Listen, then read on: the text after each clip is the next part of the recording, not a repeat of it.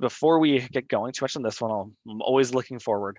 So our next topic is going to be on electric vehicles, and that's going to be on Tuesday, August 10th. So the second Tuesday at 6 p.m., same place. And then Diana, our presenter tonight, will also be, she's also nicely enough to present at that one too. So Diana's doing double duty here. I believe, if I'm not mistaken, Megan, that is the rest of my slides, correct? Yes. So with that, I'm gonna just give you a quick intro to our first person we have here tonight. Her name is Catherine. Catherine was on our Partners in Energy team that put together our energy action plan for the city of Minnetonka. She's a resident here in Minnetonka who just volunteered to be part of that group. And we reached out to her because she has solar on her home. And she has a very, very unique home, which I'll let her talk more about, but specifically she's gonna talk tonight about her solar panels that she put on there, which I think were pretty recent, if I'm not mistaken, Catherine. So, but I'll let you go with that, Catherine, and I'll hand the virtual mic over to you, and you can feel free to share your slides. Thanks.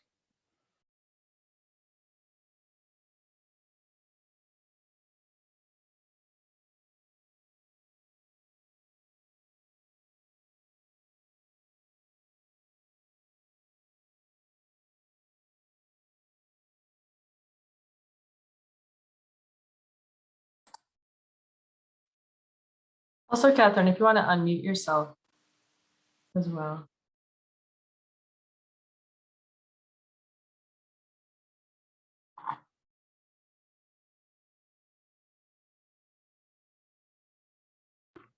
Okay, now I'm unmuted, I hope.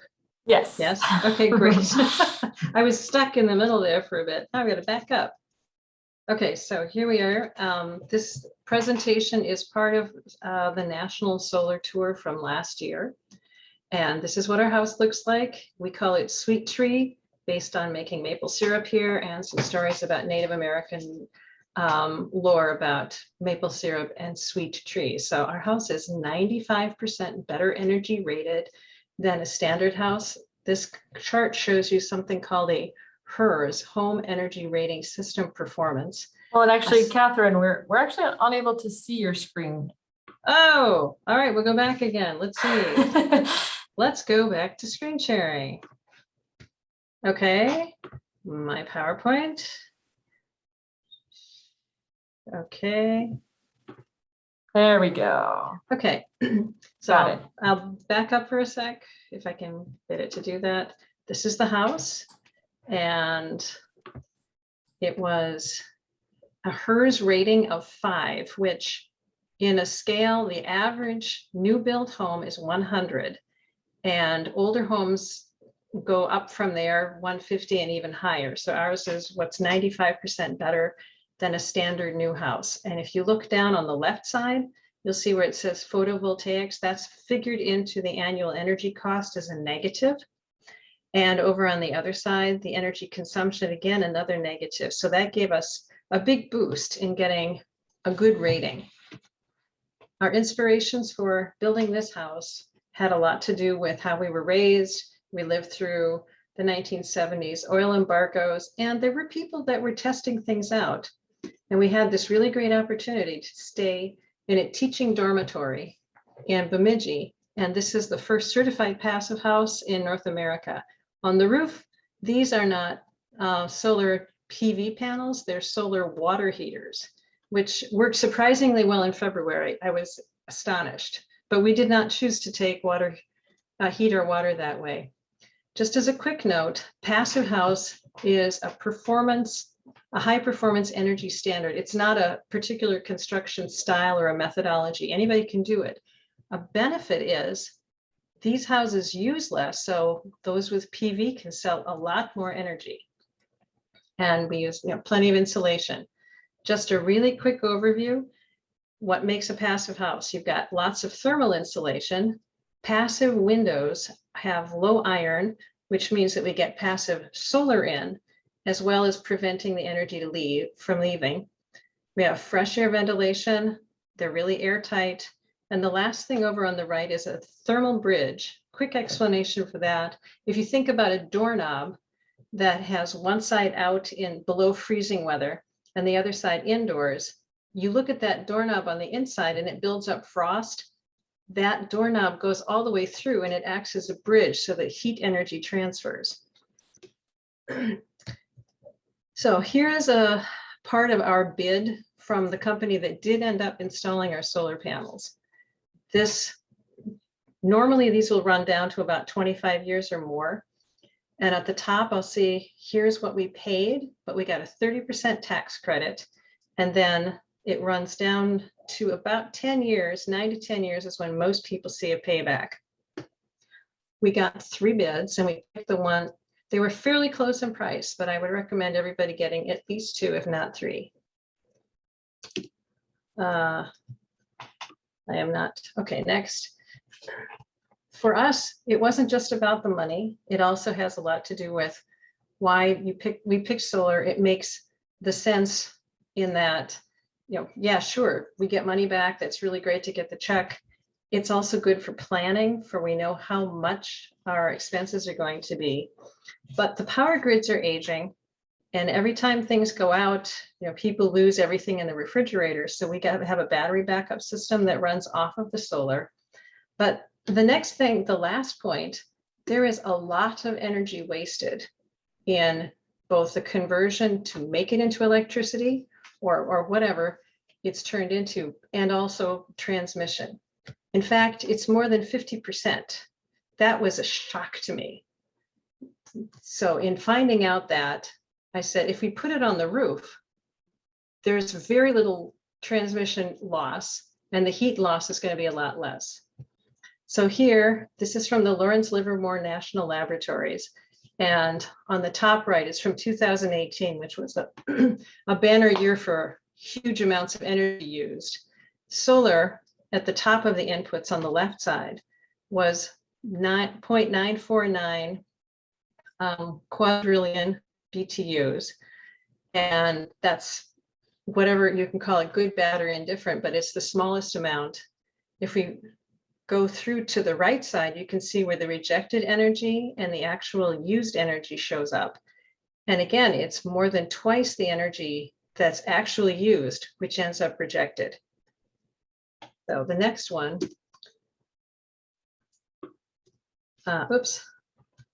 in 2020, we made some progress. Solar is 60% greater as an input, and the rejected energy is down, and the energy used is down, but it's still more than twice. So that tells me there's a big issue that a lot of people, if I didn't know about it, probably a lot of other people didn't also.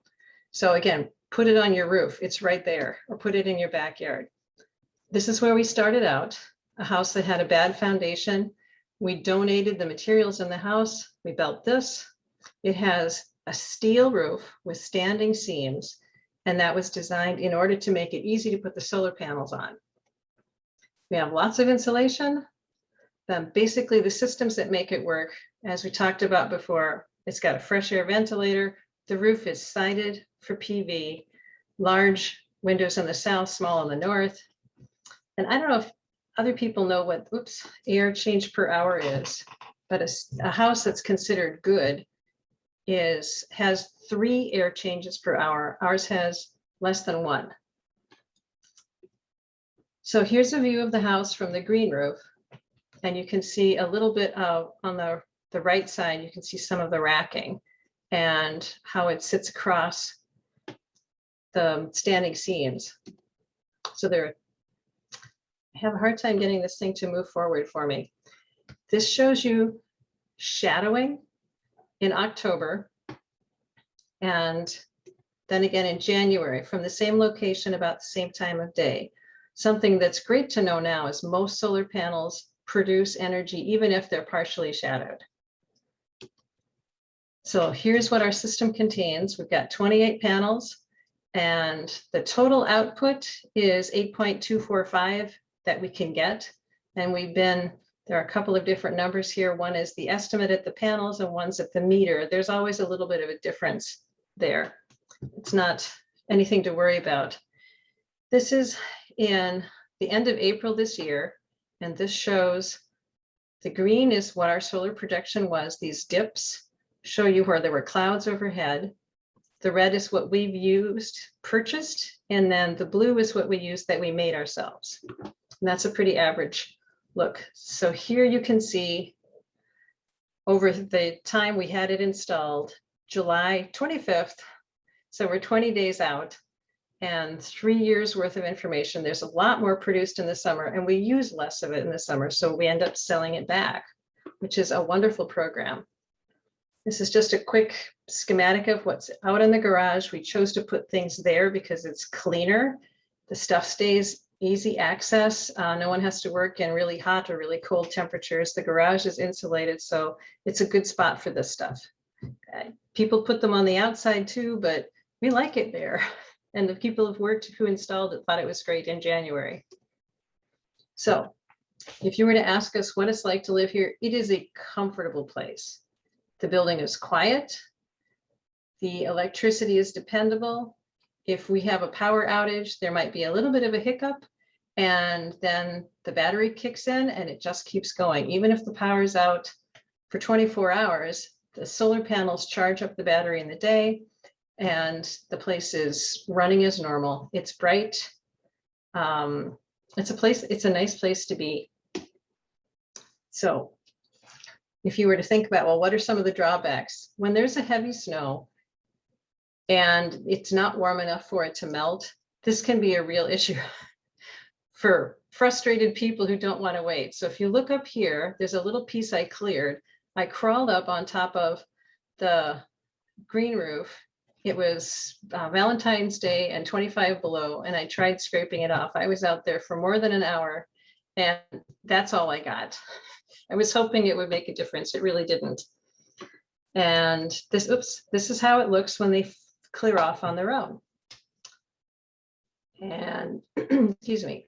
So the last picture from the front of the house in the springtime and some maple syrup. If you have questions, this is how you could contact us in the future. And we have a Facebook page that links also to our blog with more information about how the house was built. Okay.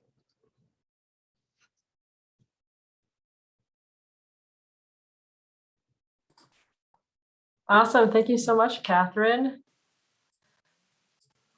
I would definitely live in that house. It looks so peaceful. If you have any questions for Catherine, why don't you go ahead and throw them in the chat right now, and I will hold them off until we get to Diana. But thanks so much for that personal perspective of solar panels, and we'll get to Diana here about how you can do it too. So go ahead, Diana. Hello, my name is Diana McEwen, and I direct the Metro region of CERTS, Clean Energy Resource Teams. I have a couple slides I'll show you. I have a lot of slides, but I'm going to try to kind of go through them fairly rapidly. A lot of stuff Catherine kind of hit on from the homeowner perspective, so that will be helpful. So we'll just see how we go here. So for those of you who have never heard of CERTS, I'm going to talk about that. I'll talk about some solar basics, some Minnesota solar facts or some fun facts, solar options, and then we'll do questions. So I have been directing the Metro region of CERTS. I'm not going to read the slide for a long time. It'll be 14 years in October. I've been around for a long time doing this, and I'm standing next to a silicon energy panel, which is the kind of panel that I put on my house back in 2012. It's a Minnesota-made panel. So talking a little bit about CERTS. CERTS is a partnership of organizations with a shared mission.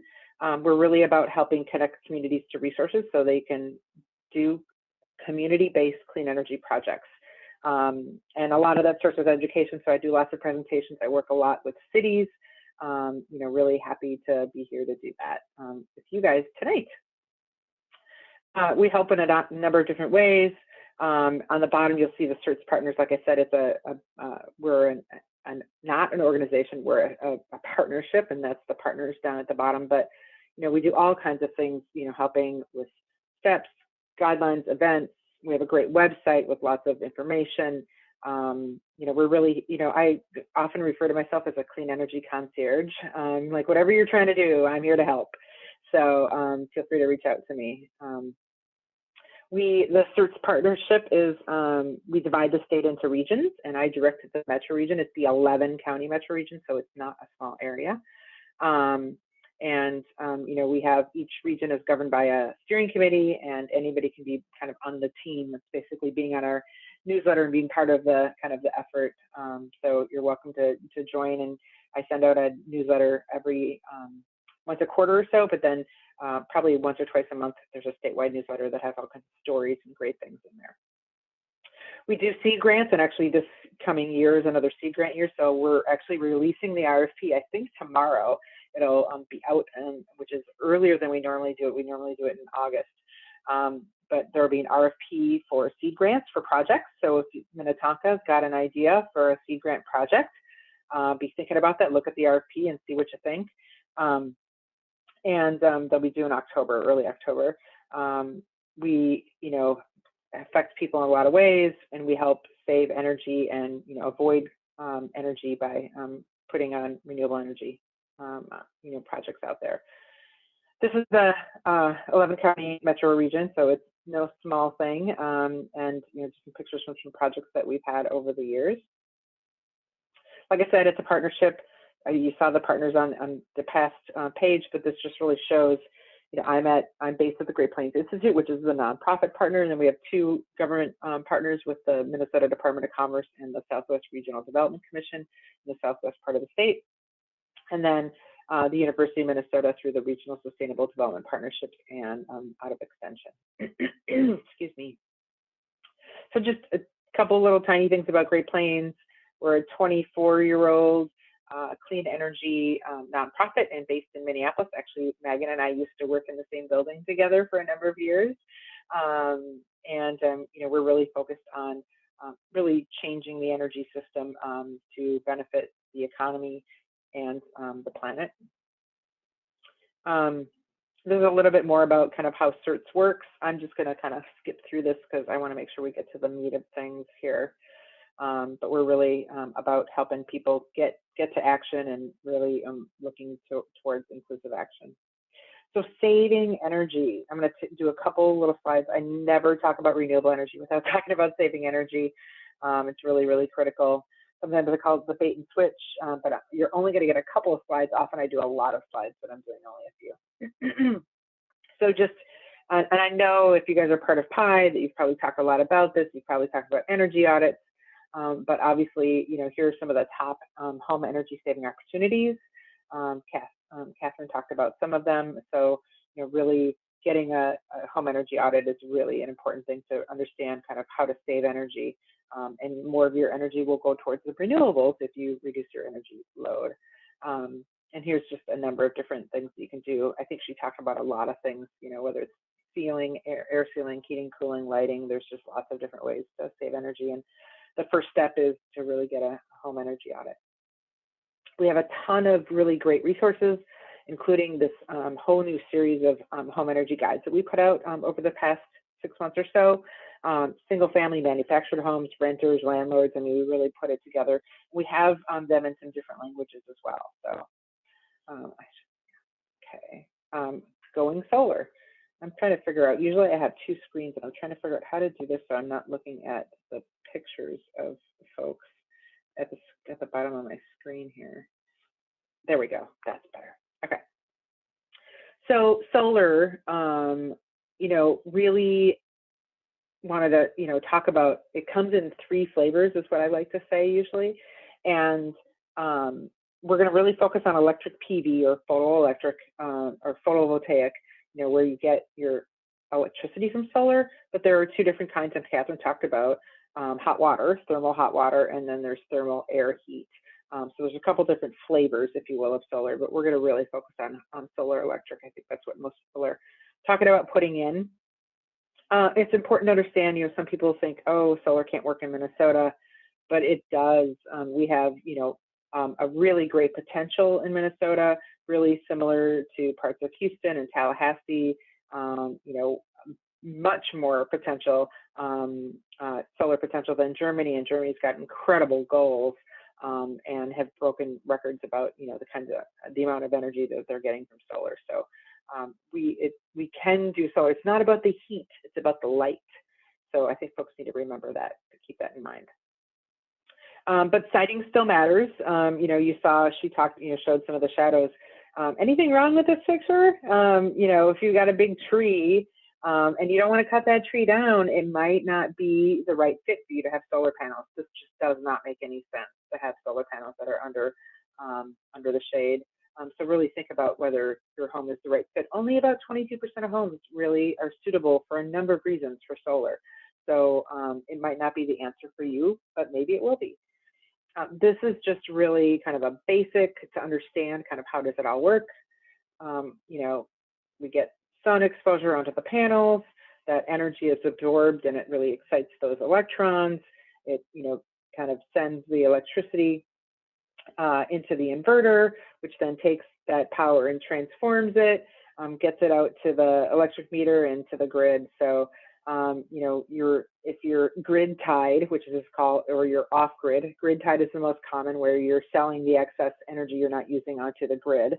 If you're off grid, then you really, in order to have the benefit of the solar, you really need a battery backup. And those are the situations where if you're gonna, good for a cabin, if you worry about lack of power, etc., you might want to do that. A couple of Minnesota solar facts. You know, it's just growing rapidly. You know, we've seen it's been exciting to watch this really big boom in solar since about 2015 really take off. It's really exciting to see that. And here's a nice breakdown of the you know, different kinds of solar, whether it's residential, commercial, community solar, utility. Obviously, the community solar garden legislation was passed in 2013. It took a few years to iron out what that looked like and then start getting it built. But we started seeing that in 2016. You can see how that increased. And utility scale solar also really went up considerably in 2016, 2017 as well. 2020 was a rough year for solar. We had some issues with the solar tax credit was going to go away, and you know, people were trying to, you know, get some solar in, and obviously with the pandemic it was challenging. We're seeing just a small amount of solar. I think just really coming back from the pandemic, I think has had a big impact. So here's some Minnesota solar facts. These are from 2020. This is the total solar installed, the ranking, the jobs. I mean, there's just a lot of really cool information. This is from SEIA, which is the Solar Energy Information Industry Association. Sorry, SEIA. And we have MinSEIA here in Minnesota, so the Minnesota Solar Energy Industry Association. Couldn't grab that word for a second there. So just some fun facts about Minnesota and solar. So now the meat, talking about solar options. So like I said, you know, there's a number of, while there's different flavors of solar, you know, today we're talking about solar electric. There's different kinds of solar electric. Rooftop solar, having it on your rooftop. There's community solar gardens. There's utility solar, you know, that utility grade solar, that one down in the bottom here where you see just, you know, tons and tons in this bottom right-hand corner. That's a utility scale system. So, you know, whether you're thinking about subscribing to a solar garden or having your own, or purchasing, you know, wind source from Excel, or their solar or Renewable Connect, a system where there's some solar as well. I always bring people back to, what is your goal? What's your goal? What are you trying to accomplish? Is you just want to do something, what's the best, you know, payback or cheapest to do and support renewables? Do you want the easy button? Are you really focused on what's the biggest greenhouse gas reduction? I mean, it really just depends on what your goal is as a family, as a business, as a community, whatever it might be. So talk a little bit about on-site solar. So here's a cute little family that has solar. Obviously, rooftop solar, important to have a sunny roof. And I'll show you, Drew showed an app, the Google app. We worked, actually our team worked with the University of Minnesota for the Minnesota Solar app. Federal tax credits, you know, right now it's 26, it was 30%, now it's 26, it's going to drop to 22% in 2023 and 0 in 2024. So if you're thinking about it, that federal tax credit is really nice. I got mine when it was 30, it's pretty sweet. There's sometimes utility incentives. There's also a $25 often a 25-year warranty and some financing options. So, you know, those are kind of some of the basics about thinking about rooftop solar. And so then, okay, so I'm thinking about it. Well, is my home good for solar? Well, it's important to have some south-facing roof or location. You can do it on eastern or type roof as well, but you know, preferably south. Are there shade issues? Do you have a house next door that when the sun goes over, it kind of shades you, or a tree? You know, when do you need to re-roof? Is your roof structurally sound? When was the last time, you know, is it, depending on kind of the weight? And are you going to be in the home for a while? I mean, you know, there's just a number of questions that you really want to ask yourself when you're thinking about going solar. And then you definitely want to talk to a solar installer. We have a document, and you know, I can send links to some of the stuff, and I'm sure you might have this on your site, but we have a document called Simple Steps to Solar. You know, these are the kind of the steps that we follow, you know, really getting educated. Do you have that sunny spot? Planning and zoning, what are the permitting rules? You know, Drew, it's really nice that you have that on your website. With your budget, you definitely want to compare several bids, at least 2. I would recommend 3. And then you know, choose an installer and, you know, get your solar on, right? This is that Minnesota Solar app. There's a link to it on the CERTS website where you can go in and you can, it can help you figure out if your spot is sunny. So you'll, my internet just dropped. I just put it in the chat if you want to grab it.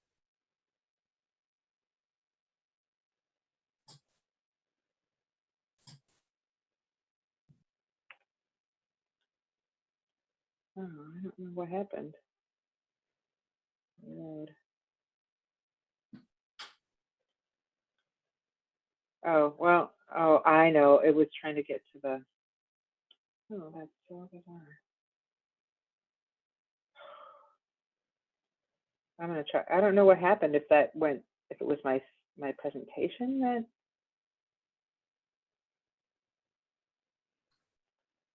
Did you want to share the U of M one or the a different one? Well, I thought I was on.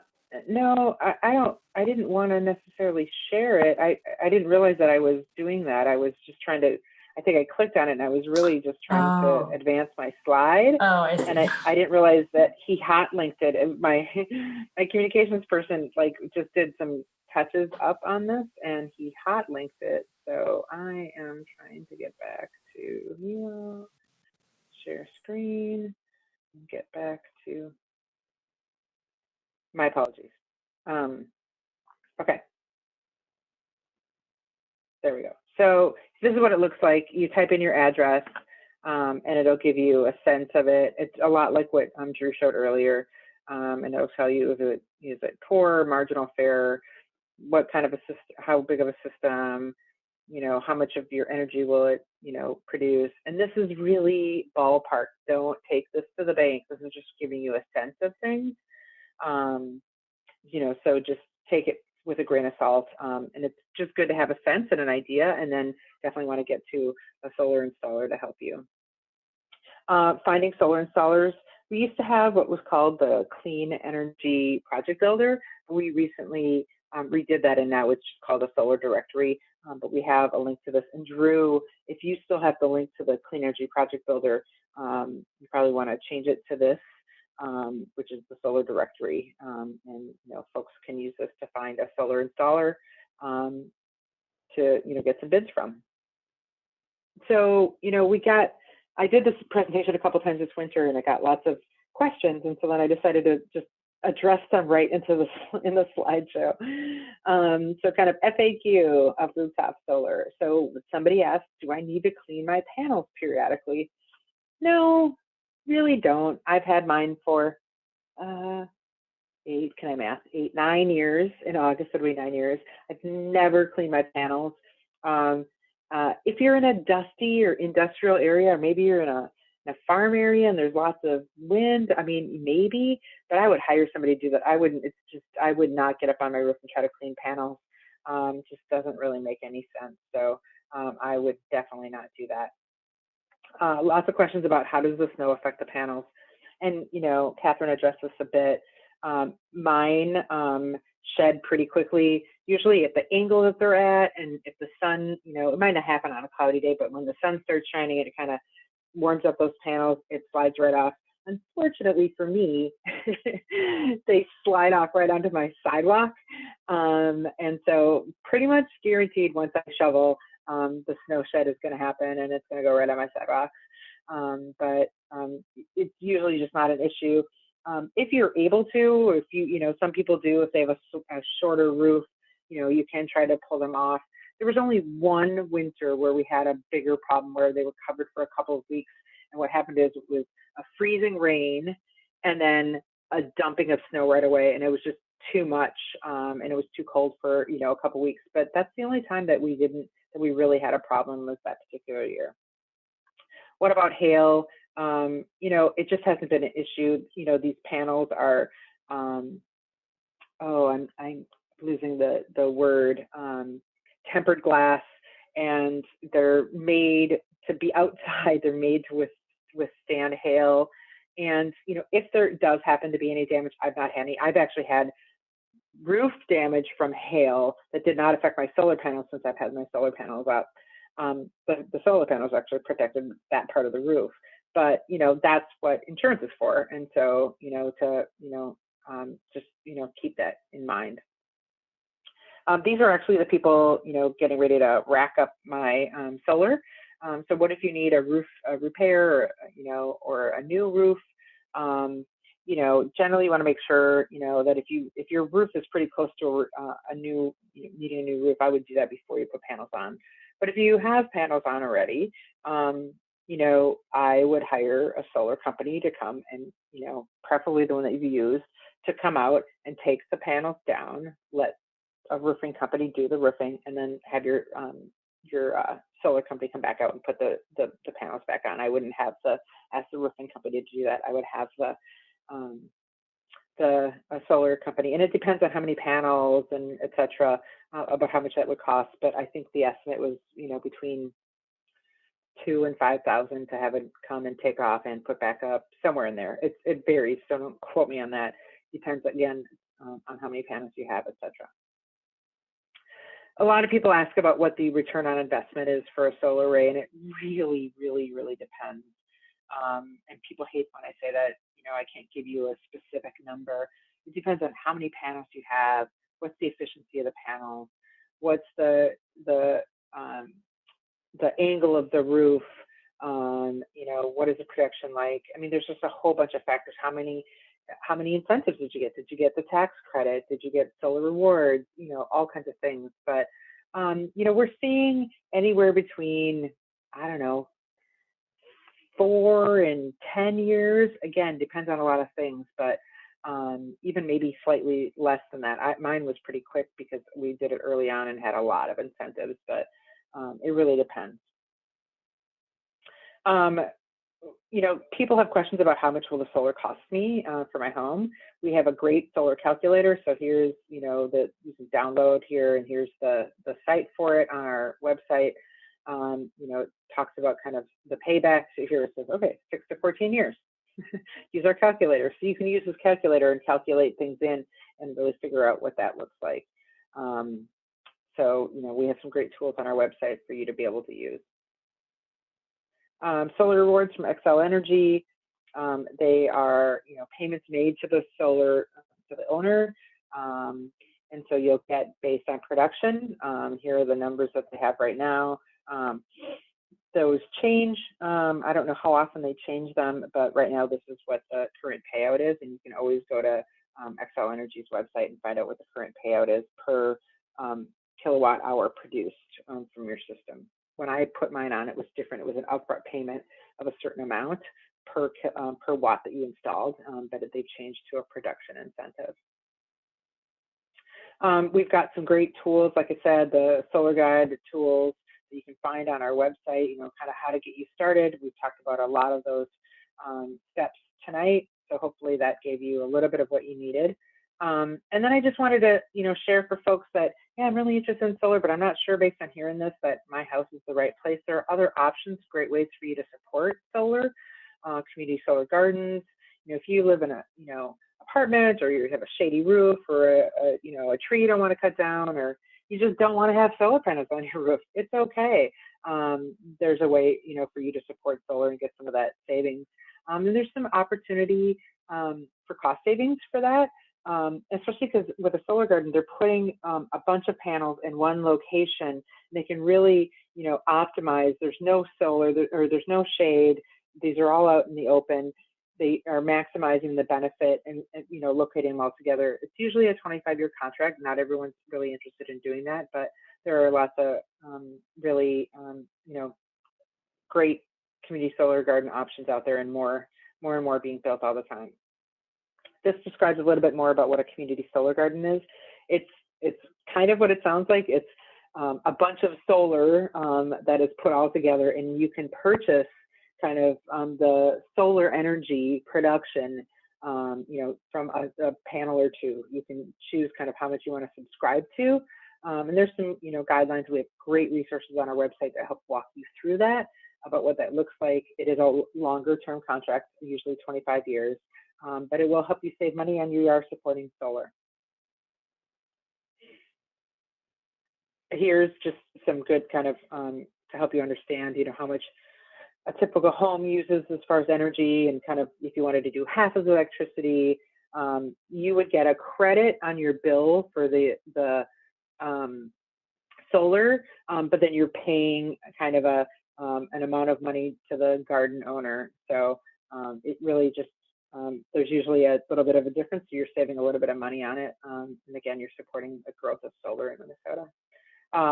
So we talk a lot about Excel, and I know you guys are all Excel territory, but the cool thing is that we've had to update this slide several times over the past several years, because more and more other utilities are also having community solar garden programs. At first it was just Excel, but now it's really expanded across the state, which is really great. There's also some other utility renewable energy programs. This is what I call the easy button.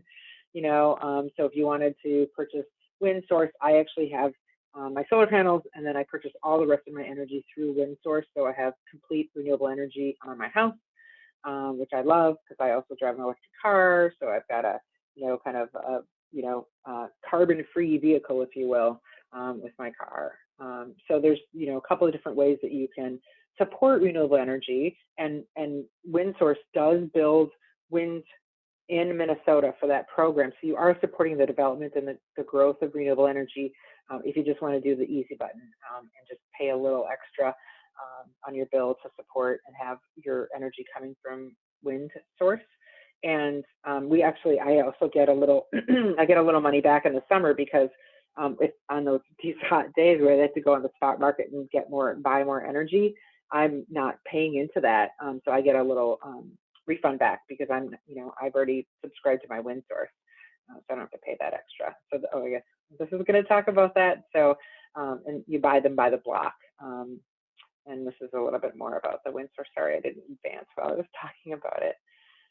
Yeah, it adds about a penny a kilowatt hour to your energy costs.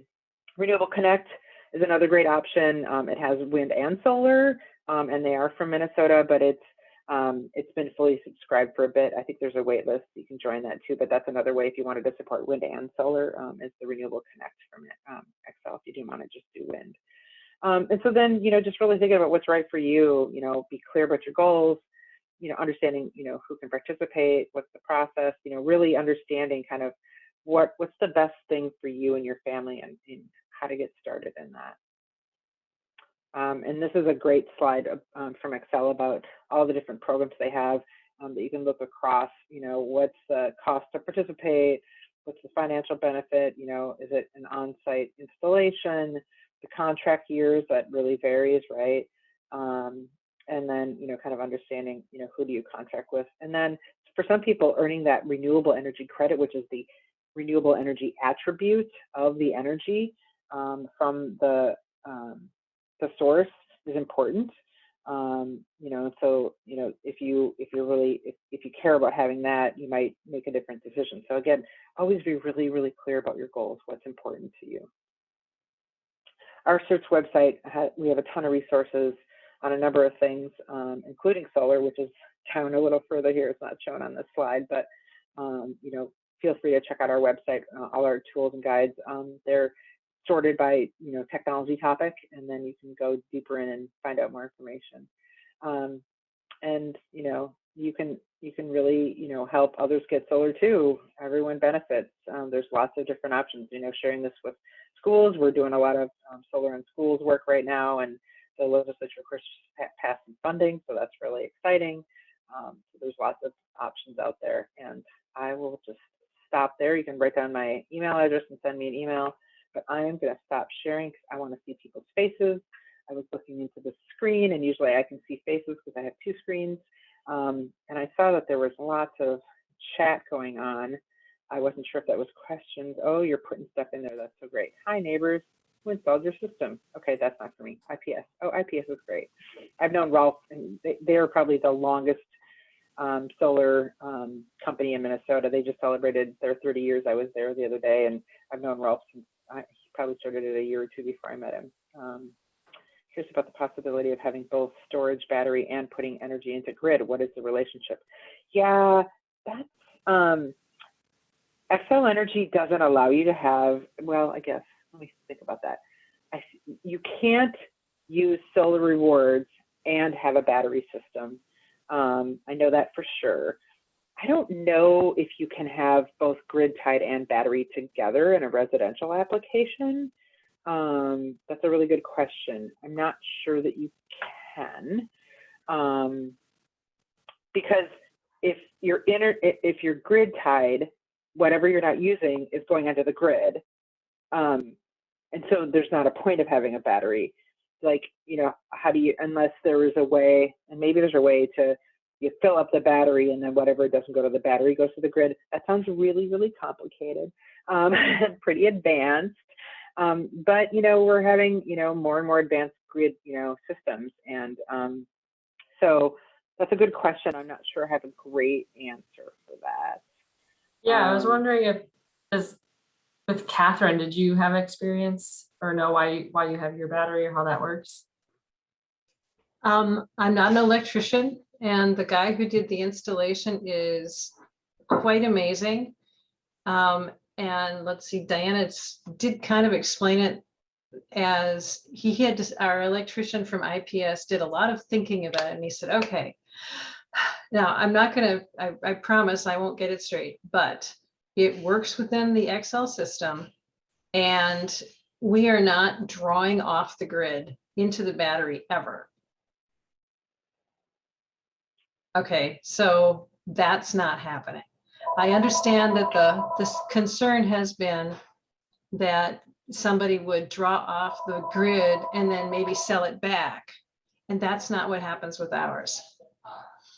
So the system only it pulls off the battery during a power outage, and it fills it from the solar panels. And I know it took a lot of his, I think he's a philosopher by training as well as an electrician, so he has lots of problem solving thinking skills. It works, it's just a little more complicated, and it only kicks in when the power's out.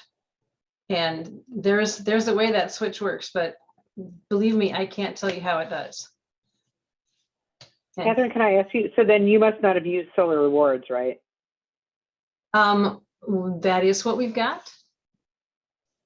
We are, so, but again, it only fills the battery from the solar panels. So we may be sacrificing some of what we would have had for production. And he was really changed.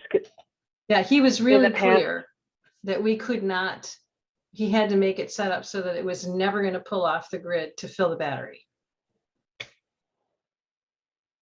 And it's IPS, so they know what they're doing, I hope. Sorry. They for sure do. In the past, and it might have changed, but in the past, if you wanted to have a battery backup, Xcel wouldn't allow you to be able to use solar rewards. And it might have changed, but that makes sense that you can't draw it off the grid to save it in your battery. Yeah, and when I understood why, it makes complete sense to me. So, and it's a very small battery. It's just enough to run the refrigerator and a couple of lights and the fresh air. So that's my answer. I would refer somebody to IPS to ask how Chris did it, because he did a great job and it took a little while to sort it out. Okay. Thanks. There was a question about RECs, which you kind of addressed I too, saw but that. demand, Yeah. you know, depending on if people care about it, why would somebody care about keeping? Yeah, so I saw that, and so some, you know, the really weird thing is that, you know, a REC is this weird concept. It's the renewable energy attribute to the electricity if you've got solar on your roof. Technically, with the agreement I have for solar rewards with Excel Energy, I've sold the RECs to them, and it's in lieu of payment. They've given me payment to buy the solar energy attribute of my my system.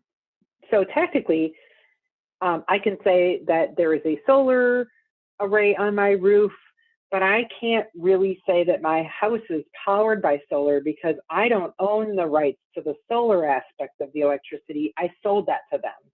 So if you wanted to say, and this is a good example for cities, we've had this struggle with cities over the recent past, where they sign up for a solar garden, but the solar garden has maintained the RECs. And then the city says, yeah, we're 100% renewable energy powered. It's like, yeah, no, you're not, because you sold that aspect of the electricity to, you know, to Excel or to the developer.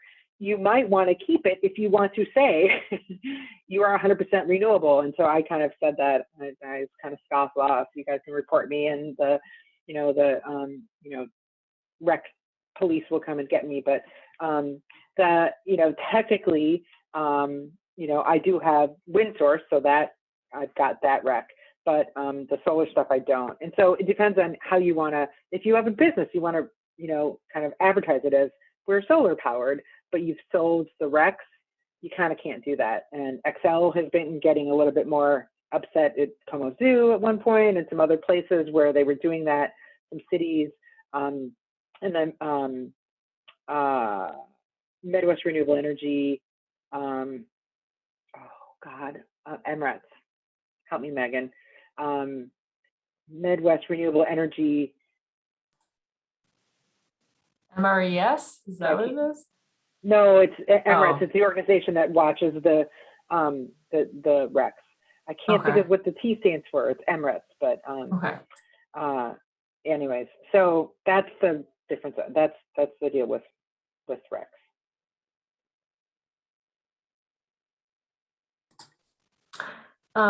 Any other questions? Anybody want to kind of pipe in, take off their sound Yeah, I wasn't talking about MRES though. I was talking about MRETS, RETS. It's the Minnesota Renewable Energy Trading. No, I just can't think of what it stands for. There's it's not a question, MRES though. Yeah, about Minnetonka specifically. So are there, or maybe Drew, you would know this, are there permitting requirements in Minnetonka for putting solar on, and maybe even a standalone? There are, yep. So if you're putting on your roof, you need to get an electrical permit. We have those all on our webpage. So again, if you go through our Sustainable Minnetonka webpage and then go to solar, you'll be able to find your way through that. But you'll want to have a contractor to put them on. I don't know if I can think of any residents have done it on their own. But with those electrical things, you want to make sure that you're getting them done right. So but yeah, you need electrical permit. If you were to do a standalone, I'm getting into my planner side now, moving away from sustainability, there are some setback requirements for, depending on how large it is. You'd also need a building permit, so there's some more things that are involved with that. But yeah, you would need some permits for it. And one question also was, can you put panels in your yard but not on your roof in Minnetonka? You could. So it's sort of rare usually because on your house you're higher up. So the taller up you can get, the less you're going to get with issues with neighboring homes and trees and things like that. But you could do it in your backyard. We treat them just like any other accessory structure, like a shed or a gazebo or detached garage. So you could do that, but you would be subject to those setback rules. So you'd have to be, couldn't have it in your front yard. It would have to be a certain distance away from the side yards, depending on how big it is. So there's some things that go along with that. But if you're interested in that, don't hesitate to give me a call or email. Call City Hall and ask for Drew and in planning, and there's a 99.9% chance you'll get to me. I think I'm the only Drew there, but otherwise you can email me too. My email address was on the beginning of these slides. I had a quick question. So you talked about when you get the glacier ice on the solar panels, and so obviously during those 2 weeks you're not generating any energy, and your battery is just very minimal. Tell me how that works. If you're in, I understand that your home is super well prepared for that, but what about a home that is not built from the ground up to be that energy safe? If the power goes out and you don't have anything in your battery, you're pretty much in a bad way. I mean, that's really unfortunate for the average home. I will give you an example. The power didn't go out, but our backup, our first winter, it got to be 29 below for days. And because normally our heat pump doesn't work as well below 0, there is a backup, kind of like a space heater that's inside the fan box. And it turned out that it hadn't been wired correctly, so the switch didn't work. And what ended up, we thought it was an emergency. We were terrified. It was our first winter in this really super insulated house. We didn't know what happened. The sun came out and it was 72 in half an hour. That's us. Not everybody's going to have that situation. So if you are depending on only solar and the power grid goes down and you don't have a battery and you don't have a heating system, that's a really tough situation. I suggest having friends, having some other alternate heating system, maybe like a wood stove or something that you could get to, but that's really scary in Minnesota in deep cold.